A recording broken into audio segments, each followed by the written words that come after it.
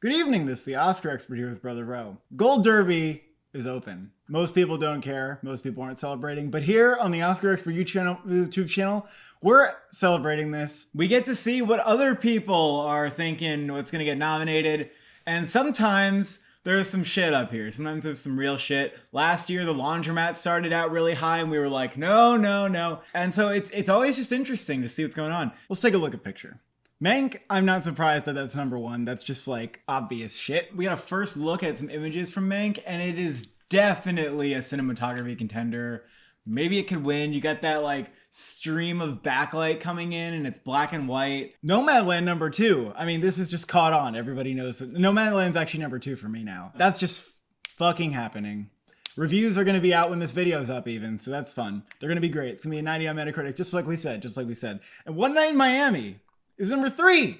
This is coinciding with the film's premiere at Venice and Toronto, and it's getting very much Oscar buzz, and I think it's getting in there. The buzz is just undeniable. It's just going to happen. It's going to get in. People saying like the performances are amazing. It's a well done movie. This is an adaptation of a play. It's got crowd pleasing going for it. An array of great performances. It's got the relevance factor. People are calling it as the first real Best Picture contender. I'm surprised Ma Rainey's Black Bottom is 5. This is an August Wilson play. When you get those lead performances in there that are like Oscar worthy, then the film doesn't even need to be like insanely good. Trial of Chicago 7, that makes sense. It's pretty high up there. We've been hearing a lot of press releases about it. I would be surprised if that film just flops. I would be really surprised. I think it's gonna go all the way. That's a really big boy right there. French Dispatch. Am I surprised? I don't know. Again, we don't know if it's coming out this year still. I feel like they're probably gonna try to cram it in early 2021. I'm kind of getting vibes that it's gonna be not living up to Budapest, you know? You feeling that?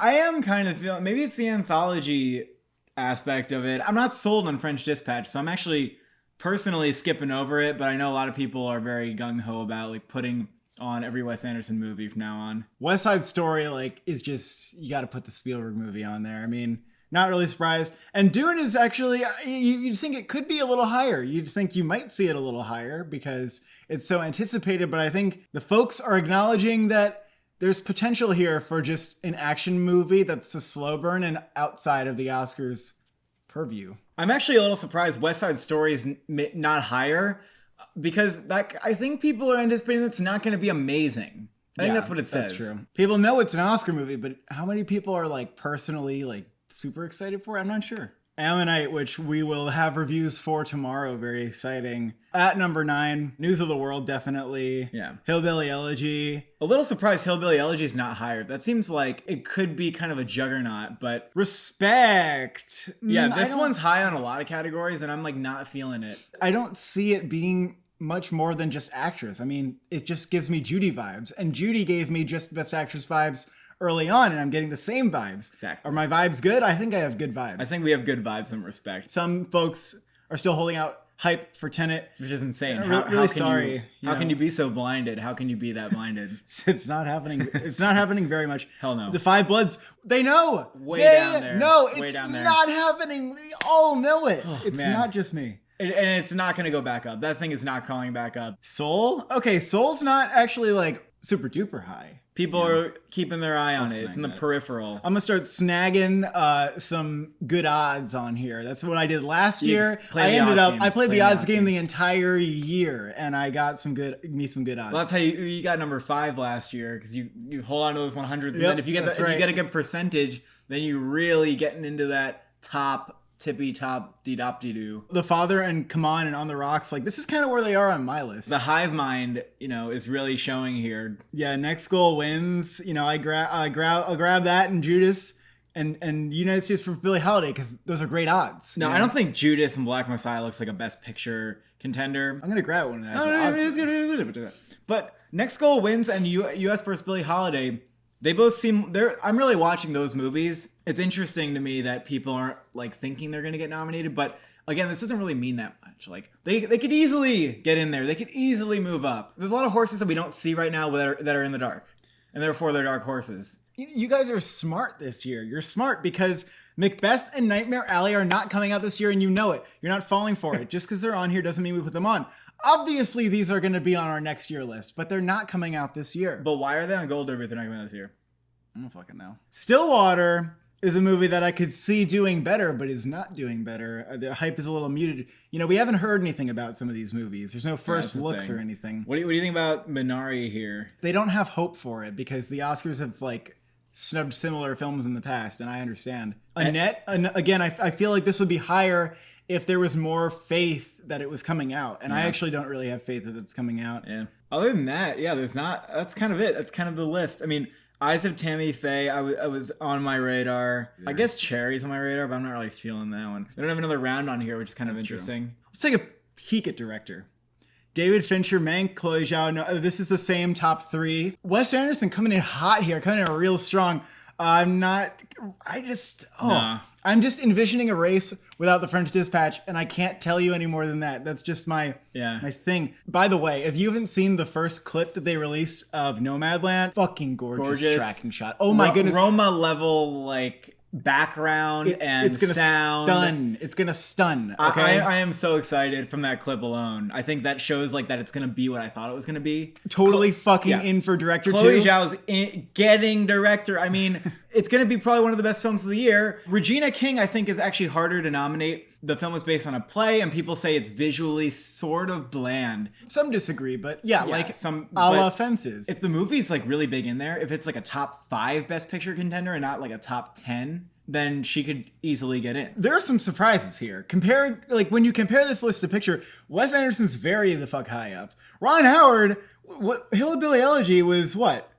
11, and he's number 5? Yeah. Is this just because his name recognition? I mean, Spielberg has name recognition. Villeneuve is not even as high as Ron Howard. Yeah, a little surprising. This is a weird order. I think people are like, oh, Ron Howard. Yeah, I do not think we're going to nominate Spielberg for West Side Story if it gets into Best Picture. I don't think we'll nominate him. You're going to give him director for doing for a layup. I think Aaron Sorkin. Whoa. I think Aaron Sorkin you got to grab because this happens all the time.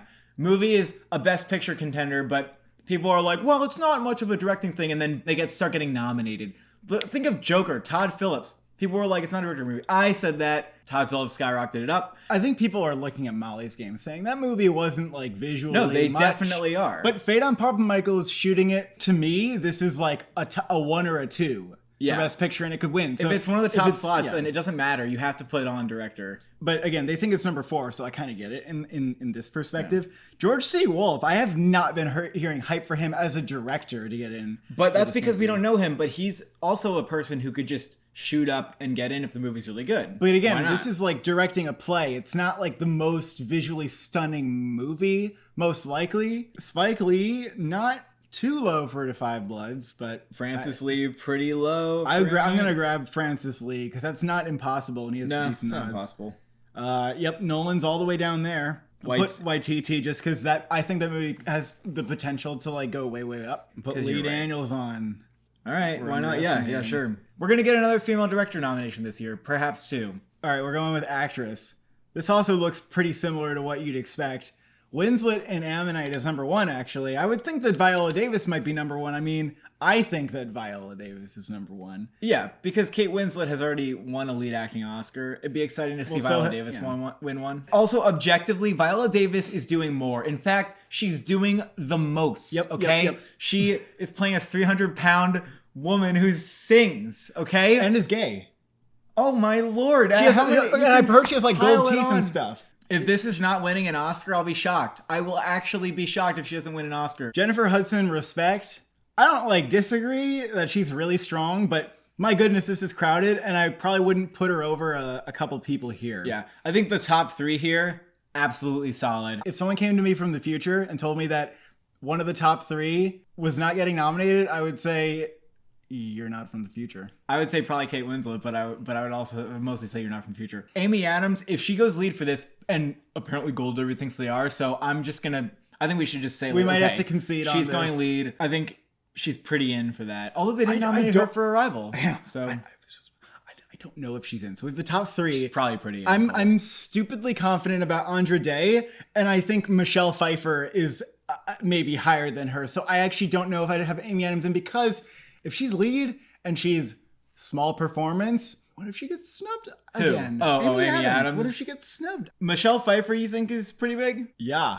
That movie is going to push so hard for her, and also she hasn't won. So but sometimes those pushes don't go all the way. Sometimes they do a lot for like critic circles, but they don't go all the way. Sophia Loren, I'm surprised that this caught on like really big. This is a Netflix film. It's like a just Best Actress contender. Sophia Loren is an Italian acting legend. So yeah, I mean, she could get nominated too. Why is Frances McDormand on here for Macbeth? That doesn't make any sense. Well, because when that movie does come out, she will be nominated. Yeah, but you can't get nominated in the same category as an actress, and there's no way she's not getting nominated for Nomadland. I guess people don't know that. Oh, they're forgetting somebody. Vanessa Kirby in Pieces of a Woman. That movie earned some rave reviews. There's a 23-minute take where she gives birth in that movie. I wouldn't put her on my top 5, because I think that movie might be like too much for people. Too much. Rachel Zegler, West Side Story. I feel like there's no big lead in West Side Story, and it's more of an ensemble. And I think West Side Story maybe has one supporting nomination in it. Andra Day, too low. These Gold Derby folk don't know about Billie Holiday. Well, you don't know either. What are you doing? Why are you hyping so much? I mean, Billie Holiday could be something. I am so firm on my stance that I'm thinking of anything's getting no nominations. I snagged Chastain and Eyes of Tammy Faye and Rashida Jones in On the Rocks because they got the 1 in 100 odds. Rashida Jones will not be nominated for On the Rocks. True. I'm so sorry. That's true. Boom. What is this? What are you that's doing? Like, whatever. What is that? I don't fucking care. This is probably supporting for Angelina Jolie's probably supporting. Is Elizabeth Moss on here for Invisible Man? Oh, she's not even here. No, she's here for Shirley. Yeah. She's not here for Invisible Man. That's weird. A lot of people are hyping her up. I'm doing it. I don't care. 1 in 100 odds. Fuck you. Fuck you. Actor. Oldman, number 1. I don't think he's going to win. I mean, you have Delroy Lindo and Anthony Hopkins. We know their performances are Oscar worthy. Why would you have Gary Oldman up here for Mank? He just went for Darkest Hour. I don't understand that. The Five Bloods is going to get no nominations except for Lindo. Can he really pull off a win for a movie that the voters aren't generally crazy about? Maybe I'm biased towards Hopkins because I just think he's so good, but I think it makes sense Anthony Hopkins is number 1. I mean, he's going to have more screen time than Delroy Lindo. Tom Hanks, News of the World. From the image, though, I was like, he doesn't look like that much. He doesn't look different. He's not like an old, rugged, like Western man. He kind of looks like Tom Hanks in it. I think if News of the World is a contender, it's sort of strange to imagine that they're not going to nominate any of the actors. Boseman and Ma Rainey's Black Bottom. I've definitely heard that his performance is really big and was campaigned in lead at the Tonys, but the Tonys campaign like everything in lead. I think that he'll probably be campaigning and supporting, and that's where he can win. If they want to win him an Oscar this year, you have to go supporting. Sacha Baron Cohen. A lot of people have him on supporting, but if anyone goes lead, I think it is him, and they might want to spread that out. And Kingsley Ben-Adir, One Night in Miami, I'm kind of hearing that if there's one person who would be campaigned in lead, it's either him or Eli Guri, and that he is like the big standout as Malcolm X. I wonder if the competition is really, really hot, if he'll struggle to get nominated. I mean, if you're in an ensemble film and you're like one of 4 people, I think that makes it a lot harder for you to get a lead nomination. Wish list alert, wish list. Timothy Chalamet in Dune, that's a wish list pick. I'm sure he'll be very good in it, but it's just not that kind of movie. Yeah, it's not Best Actor movie.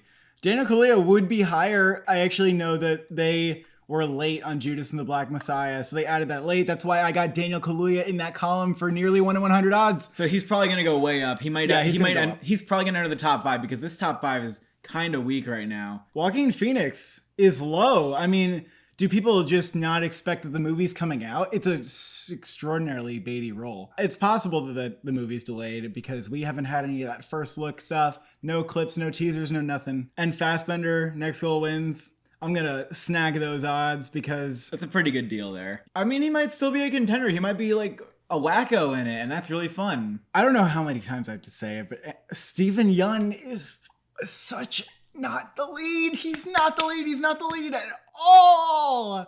The lead's the little kid, and second most screen time probably goes to the grandma. He's just not lead. He just isn't. He's like barely in the middle of the movie, I swear. I don't know where people are getting this idea. Just read reviews. Gold Derby will sometimes double list people, but I don't think they have him in supporting. I don't think they do. Adam Driver in Annette and Bradley Cooper in Nightmare Alley.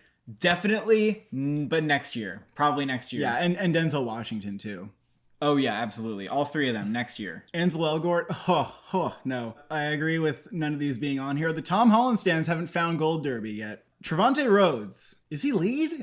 I don't know. Maybe similar to Ma Rainey, where it's like, he could be lead, he could be supporting, but probably going to be campaigning supporting because this movie's going to be all about Andra Day, I think. Let's get to the supporting categories. Close is number 1. Unsurprising. The push for her to win an Oscar is real. I honestly think it would be weird and like a little disappointing if Glenn Close won a supporting actress Oscar after all these years that she's been nominated in like lead performance to lead performance. I mean, she could definitely win for this movie, and they're gonna have a lot of pressure to give it to her. Glad to see that people understand that Olivia Colman deserves a nomination for this performance. I agree. Saoirse Ronan, unquestionable. Seyfried and Mank, yep, that's that image they released of her is she is in many makeup and she's probably going to be doing an old Hollywood actress voice or something. She's doing something else and people are going to recognize that. She'll probably get nominated, I think. Meryl Streep in the... Oh my. I mean, okay, there are not a lot of solid contenders in this category right now. Last year, Meryl Streep was really high for The Laundromat, and I get that there's a strategy where you go, oh, Meryl Streep's here, let's put Meryl Streep on.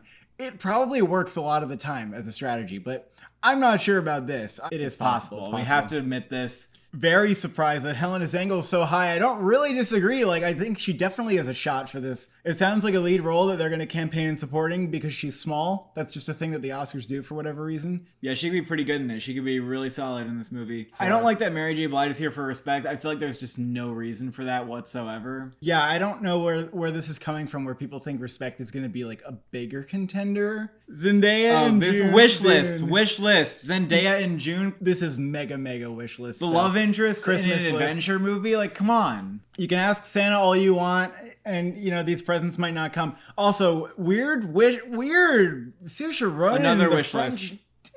Another wish list. You're getting a nomination for Ammonite. The French Dispatch is not getting any actors. Ariana DeBose, West Side Story. That's a real thing. That's a genuinely real thing. Toni Collette. No. Nope. Sorry. Tragedy, Ye Jung Yoon. Tragedy. People don't even know about it. Give us a trailer. Get people talking. We need a trailer to help. You don't have any faith in her, though. I don't have faith in the Oscars, but I have faith in her. You understand? Moss and Next Goal wins. Like, yeah, if Next Goal wins is a thing. I'm gonna grab Abigail Breslin for those 1 in 100 odds. Well, now we know Rooney Mara and Nightmare Alley is gonna get nominated next year. What they don't have is anybody from The Humans. I mean, that's definitely something that might not come out. Chadwick Boseman, number 1 for supporting actor. I definitely agree with this. That was a really, really sad thing to hear. And that's like definitely one of the most depressing celebrity deaths that I've ever heard of. But there is a very good chance that Chadwick Boseman could win an Oscar posthumously for Ma Rainey. I can see some assholes saying, you're only putting him at number 1 because he died. And yes, but also people are like really saying he's the shit in this movie. I mean, he was already going to be high for this movie, but in my opinion, it's like Oscars do give career awards. They do it all the time. Chadwick Boseman's nomination originally would have been more of a welcome to the club, sir. You're now somebody who will probably get nominated in the future. And unfortunately, that's not possible. I think it's fair to look at it as a career award. So he's not just going to win an Oscar for doing nothing. He wouldn't win for the Five Bloods just because he's in it. I think he's going to be at least as good as anybody else in the category. Yeah, that's the thing. Leslie Odom Jr. is getting all the hype for One Night in Miami. I think that this is actually kind of a lock. I didn't even have him on our last predictions, but in reading reviews, Leslie Odom Jr. also sings a song that he wrote for the movie, and it's an original song, so he'll be nominated in an original song as well. If he's singing a song, he's gonna get nominated. Yeah. Charles Dance and Mank. Interesting. Mank is just so hard to tell who's actually getting the nomination. Is it Tom Pelphrey? Is it Charles Dance? Is it Tom Burke? You'd think that most people would speculate that it's Tom Burke because Orson Welles, but apparently not so. I don't know where this is coming from. I don't know what people have heard. Often people are hearing right when you see this kind of things. Lucas Hedges in French Exit. I don't think so. I don't really think so. Well, you know what? You also don't have Sacha Baron Cohen here for Chicago 7, who could still be campaign and supporting. Yeah, I can see Hedges. I understand why you'd think that because he's going to have a lot of screen time because I think it's mostly just him, the cat, and Michelle Pfeiffer. Maybe he's like higher than I thought. I mean, maybe it is an actress and supporting actor. Jeremy Strong, definitely interesting to see him being singled out because there's so many people that you could say are getting nominated for this. But I think him and Sacha Baron Cohen are concentrating that hype. Yeah, no one else is even in the top 10, but a lot of awards predictors are going like 3 people from Chicago 7 in their top 5. Strathar Nomadland. The poster just says Francis McDormand. And I wonder, what if he's not really doing a lot? Yeah, like what if he's very small in it? But the other thing is that he's the only other, like, you know, trained actor here. Yeah, so he's going to stand out by default. Eli Goree in One Night in Miami.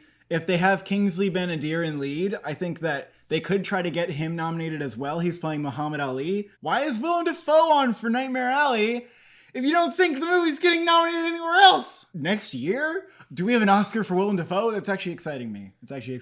Another wish list. Timothée Chalamet and The French Dispatch. Wish list, not gonna happen. When you're in a Wes Anderson, you're playing a goofy character. He's playing someone with like a French accent and like a little mustache. Funny Timothée Chalamet with like a tiny hat. Good day to you, sir.